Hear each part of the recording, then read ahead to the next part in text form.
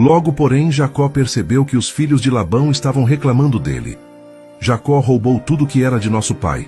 À custa de nosso pai, adquiriu toda a sua riqueza.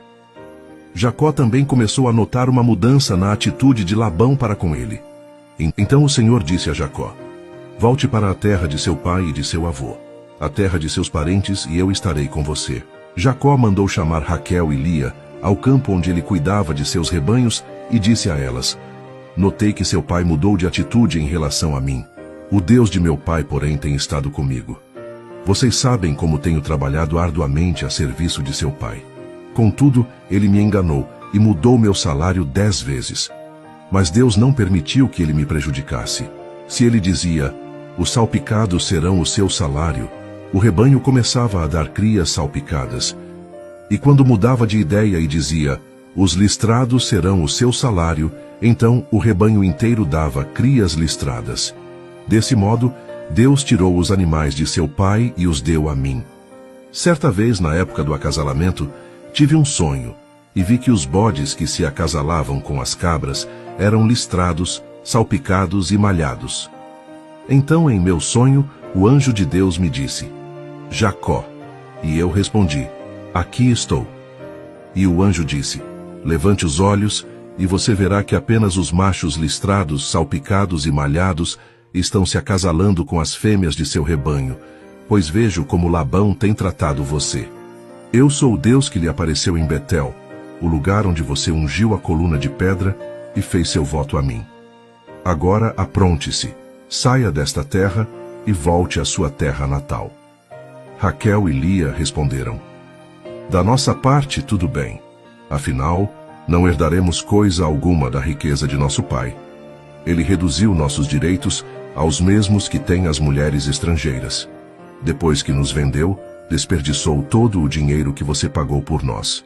Toda a riqueza que Deus tirou de nosso pai e deu a você é por direito nossa e de nossos filhos. Por isso, faça o que Deus ordenou. Então Jacó montou suas mulheres e seus filhos em camelos e conduziu adiante todos os seus rebanhos. Juntou todos os bens que havia adquirido em Padã-Arã e partiu para a terra de Canaã, onde vivia Isaque, seu pai. Quando partiram, Labão estava num lugar afastado, tosqueando suas ovelhas. Raquel roubou os ídolos da casa que pertenciam a seu pai e os levou consigo. Assim Jacó enganou Labão, o arameu, partindo sem avisá-lo de que iam embora. Jacó levou todos os seus bens e atravessou o rio Eufrates, rumo à região montanhosa de Gileade.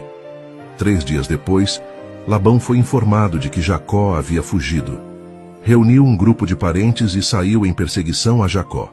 7 dias depois o alcançou, na região montanhosa de Gileade. Na noite anterior, porém, Deus havia aparecido em sonho a Labão, o arameu, e dito a ele: estou avisando, deixe Jacó em paz. Labão o alcançou enquanto Jacó estava acampado na região montanhosa de Gileade, e armou seu acampamento ali perto. O que você fez? Perguntou Labão. Como ousou me enganar e levar minhas filhas embora, como se fossem prisioneiras de guerra? Por que fugiu em segredo? Por que me enganou? E por que não avisou que desejava partir? Eu lhe teria dado uma festa de despedida, com canções e música, ao som de tamborins e harpas. Por que não me deixou beijar minhas filhas e meus netos e me despedir deles? Você agiu de forma extremamente tola.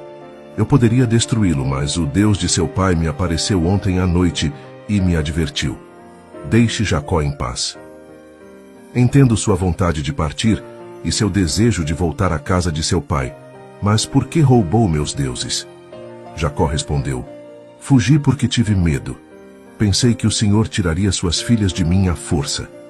Quanto a seus deuses, veja se consegue encontrá-los, e quem os tiver roubado deve morrer.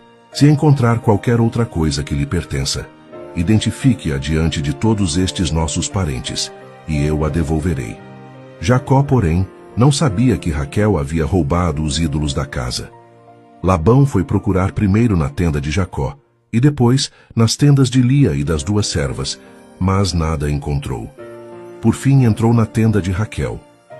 Acontece que Raquel havia pego os ídolos da casa e os escondido na sela do seu camelo, e estava sentada em cima deles. Quando Labão terminou de vasculhar toda a sua tenda sem encontrar os ídolos, Raquel disse ao pai: Por favor, perdoe-me por não me levantar para o Senhor, mas estou em meu período menstrual. Labão continuou a busca, mas não encontrou os ídolos da casa. Jacó se enfureceu e discutiu com Labão. Qual foi o meu crime? Perguntou ele. O que fiz de errado para o Senhor me perseguir como se eu fosse um criminoso? O Senhor vasculhou todos os meus bens. Por acaso encontrou algum objeto que lhe pertença? Coloque-o aqui diante de nossos parentes para que todos vejam, que eles julguem entre nós dois.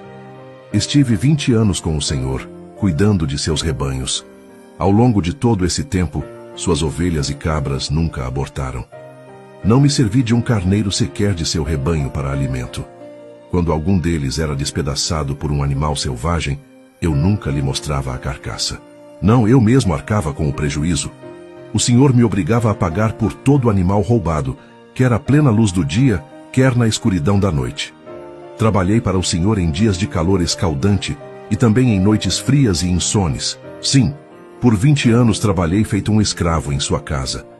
Trabalhei 14 anos por suas 2 filhas, e depois mais 6 anos para formar meu rebanho. E 10 vezes o Senhor mudou meu salário.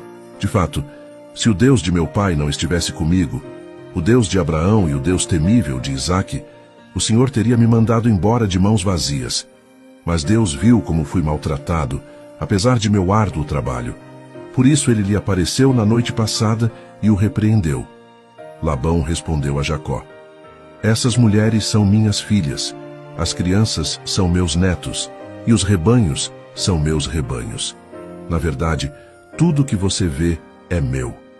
Mas o que posso fazer agora por minhas filhas e pelos filhos delas? Façamos, portanto, você e eu, uma aliança que sirva de testemunho do nosso compromisso. Então Jacó pegou uma pedra e a colocou em pé como monumento. Em seguida, disse aos membros de sua família: Juntem algumas pedras. Eles pegaram as pedras e as amontoaram. Jacó e Labão se sentaram perto do monte de pedras e fizeram uma refeição para selar a aliança. A fim de comemorar a ocasião, Labão chamou o lugar de Jegar Saaduta, e Jacó o chamou de Galeede. Labão declarou: Este monte de pedras servirá de testemunha para nos lembrar da aliança que fizemos hoje. Isso explica por que o lugar foi chamado de Galeede. Também foi chamado de Mispá, pois Labão disse: Vigie o Senhor a você e a mim para garantir que guardaremos esta aliança quando estivermos longe um do outro. Se você maltratar minhas filhas, ou se casar com outras mulheres, mesmo que ninguém mais veja, Deus verá. Ele é testemunha desta aliança entre nós. Veja este monte de pedras, prosseguiu Labão. Veja também este monumento que levantei entre nós dois. Estão entre mim e você como testemunhas dos nossos votos. Nunca atravessarei para o lado de lá do monte de pedras, a fim de prejudicá-lo. E você jamais deve atravessar para o lado de cá, a fim de prejudicar-me.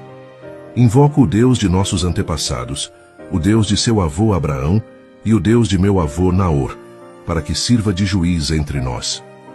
Assim, diante do Deus temível de seu pai Isaque, Jacó jurou respeitar a linha divisória. Então Jacó ofereceu sacrifício a Deus na montanha e convidou todos para a refeição comemorativa. Depois de comerem, passaram a noite ali. Na manhã seguinte, Labão se levantou cedo, beijou seus netos e suas filhas e os abençoou. Depois, partiu e voltou para casa.